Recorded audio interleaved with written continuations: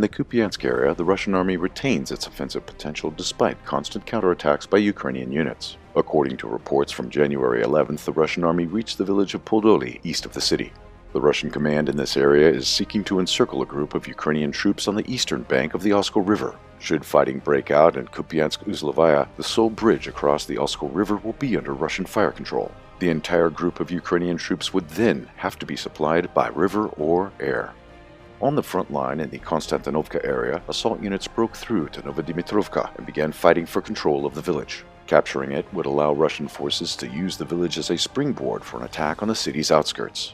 Further south, advanced assault groups began fighting for Ileinka and Bereztak. The Russian command is attempting a tactical semi-encirclement of the city. Additional reserves have been transferred from the rear to accomplish this task. North of Konstantinovka, the Russian army is advancing to pin down Ukrainian troops. On January 10th, advanced units established control over Veryobovka and Markova. West of Pokrovsk, Russian troops expanded their zone of control in the Udachnoye area as a result of successful offensive actions. The Russian army took control of the village of Zelyone north of Gule-Polya.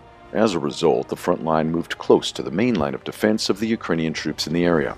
By the end of 2025, Russian troops had broken through the northern part of this line. Consequently, the rear of the Ukrainian units holding this position is now threatened.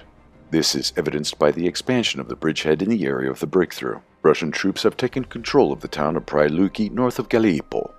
A significant improvement in its positions in the Konstantinovka area was the Russian army's key success over the past weekend. The city is clearly being surrounded on three sides.